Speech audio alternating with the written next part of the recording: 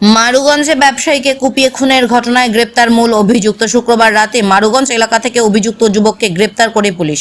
প্রসঙ্গত, বৃহস্পতিবার রাতে মারুগঞ্জ বাজারে এক ব্যবসায়ীকে ধারালো অস্ত্র দিয়ে কোপ দেওয়ার ঘটনায় চাঞ্চল্য ছড়িয়ে পড়ে সংশ্লিষ্ট এলাকায়। তড়িঘড়ি জখম ব্যবসায়ীকে কোচবিহার মেডিকেল কলেজ হাসপাতালে নিয়ে গেলে কর্তব্যরত চিকিৎসকেরা বছর 35-এর সজল সাহা নামে ওই ব্যক্তিকে মৃত বলে ঘোষণা করে। রাতেই খবর পেয়ে ঘটনাস্থলে পৌঁছয় তুফানগঞ্জ থানার বিশাল পুলিশ বাহিনী। ঘটনার পর থেকেই মূল অভিযুক্ত পলাতক ছিল বলেই পুলিশ সূত্রে জানা যায়। গতকাল গোপন সূত্রের ভিত্তিতে পুলিশ খবর পায় যে মূল অভিযুক্ত আনন্দ আর্য মারুগঞ্জ এলাকায় ঘোরাফেরা করছে।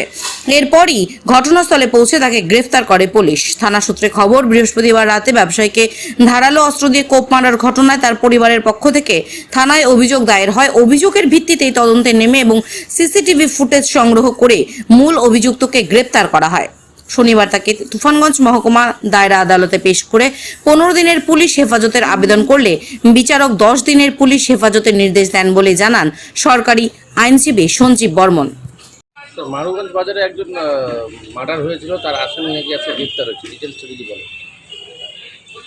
গত পরশুদিন মারুগঞ্জ বাজার এলাকায় একটি দোকানদারের বিরুদ্ধে আচমকা একটা আক্রমণ হয় এবং সেই আক্রমণের পরবর্তী সময়ে সেই ব্যক্তি মারা যায়। এই ঘটনার বিষয়ে পুলিশ তদন্ত করতে গিয়ে জানতে পারে যে আনন্দ আর্য বলে একজন ব্যক্তি, যার মরারাঙ্গা এলাকায় তার 1 কিলোমিটার কাছেই বাড়ি, সে এই ঘটনার সঙ্গে যুক্ত এবং তার নাম এফআইআরে উল্লেখ করে যে ব্যক্তি মারা যায় সজল সাহা, তার মা বাবলি সাহা, তিনি অভিযোগটি করেছেন। সেই ঘটনার তদন্তের সাপেক্ষে এই কেসের তদন্তকারী অফিসার আজকে আনন্দ আর্যকে তুফানগঞ্জ আদালতে অ্যারেস্ট করে আজকে প্রডিউস করেছেন। তিনি মোট 14 দিনের জন্য তার পুলিশ হেফাজতের জন্য দরখাস্ত করেছেন।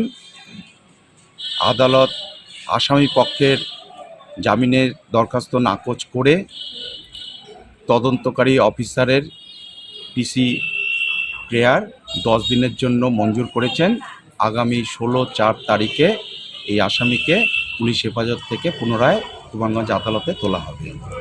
ধারালো অস্ত্র দিয়ে আঘাত করেছে, যেই অস্ত্র দিয়ে সেইগুলো ঘটনাস্থল থেকে পুলিশ উদ্ধারও করেছে।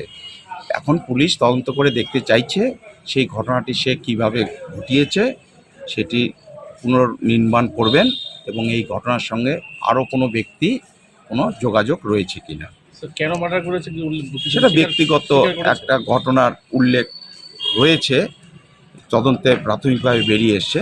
এখন তদন্ত করে দেখবেন বাদ বাকিটা।